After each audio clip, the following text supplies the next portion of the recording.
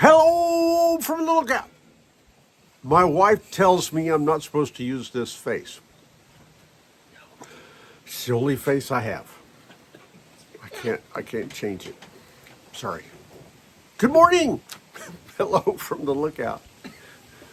My wife is shaking her head at me now. That means I'm in trouble. Oh, well. I've been in trouble for 45 years. Okay. This is God's word for today, from the lookout to the holler, from the mountaintop to the lowest valley. God's word for today. I have Rebecca and Teresa, and I have the dogs on the porch, but I won't do that to you. Did you like that? Did that make you seasick when I did that? Sorry about that. All right, here we go. God's word for today. John 17, 20 to 26. I'm praying, this is Jesus talking, this is his high priestly prayer. He's finishing up his prayer for his disciples.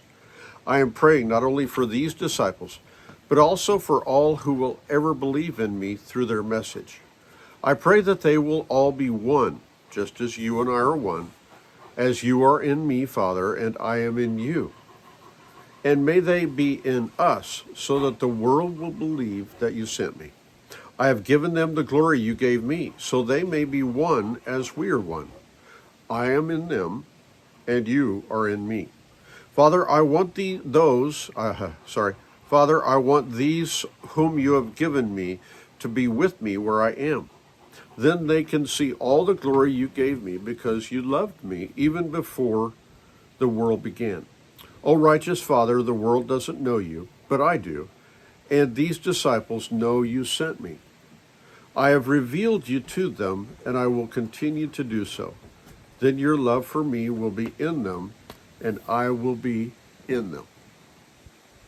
Jesus prays for everyone who will ever believe in him. He loves and cares for every person who will hear the message of his amazing love, his grace toward us, who do not deserve his love, and the cleansing, sanctifying power of the truth of his power to enable us to live lives that are pleasing to God. That sentence didn't make a whole lot of sense to me. Let me try it again. His grace toward us who do not deserve his love, and the cleansing, sanctifying power of his truth to help us to live lives that are pleasing to God. Jesus' desire is that we would believe in him, experience transformation from death to life, from sin and disobedience to obedience and right living, as he defines right living. Now Jesus prays that we would be one, just like the Father and Son, each a part of the other, and that this oneness will be a witness to the world about Jesus and his power. We might say, wow, Jesus, that's a tall order, or how can that be? May we struggle through this a little bit, please. This idea of being one with each other. Okay. Rebecca's holding the tripod because the wind was trying to make it go woo. Okay. Thank you, Rebecca. All right. First, if Jesus prays it, then this is possible. We can experience this kind of oneness. Listen again. If Jesus prays it, it is possible. We can experience this kind of oneness.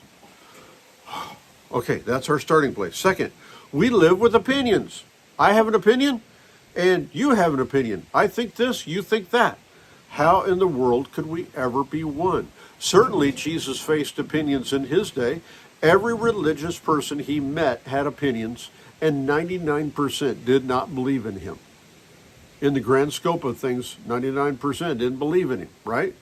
Okay, maybe it's 98. I don't know. Maybe it's 95. See? You have a different opinion. But he remained calm and certain in the Father's love.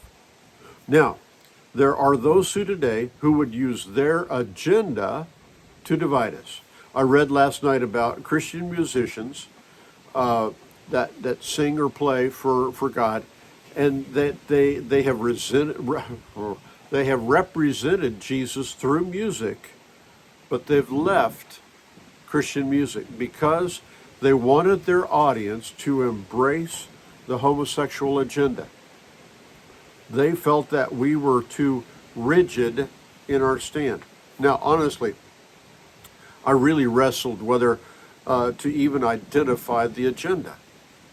But in my reading in Deuteronomy this morning, it was clear about this issue, about homosexuality. Here's what I believe, and you don't have to agree with me. It's okay.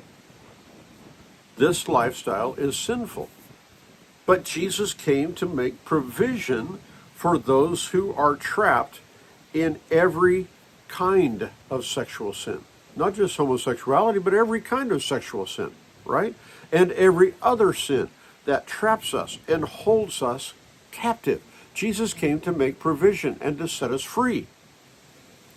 And if the Son sets you free, you're free indeed. We can be free. Okay? Satan is a liar and a deceiver, and he will trick people into saying that whatever issue they have, whatever thing that they're facing, that, well, God's okay with that. God's okay with that. He doesn't mind. That was the Old Testament. Now this is New Testament. Jesus said, I didn't come to abolish the law, but to fulfill the law. We better be careful. That's right. Okay? Now, so back to oneness. But it cannot be. Jesus came to set us free from every sinful entanglement this world sets before us. It cannot be what Satan is telling us. Jesus is setting people free even today. That's his desire, not to leave us in the condition where we are trapped and held onto by whatever it is. Jesus came to set us free. Now, oneness. How can we experience oneness in Jesus and with each other? Well, I have some ideas. Pray. Lord, help us to be one just like Jesus prayed. We ask the Lord to help us to be one. Second, humility. Lord, please help me to listen to your word and follow your example by practicing humility and learning to love others by serving them in your name. So having humility. Okay? Trust. Lord, please guide us into your truth, your wisdom. Help me to remember that it is more important for you to be right than it is for me to be right. Okay? It is more important for you, Lord, to be right than it is for me to be right. So we have humility. I don't know everything. I don't understand everything. Courage. Lord, help me to stand.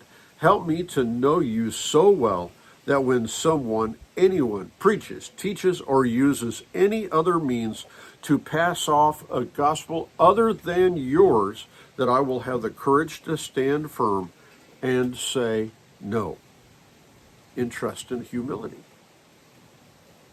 Grace. Lord, help me to be as full of grace toward others as I hope they will be toward me. And finally, love. Lord, please give me love like your love for others. We can be one because Jesus prayed it. So now, let's live into it.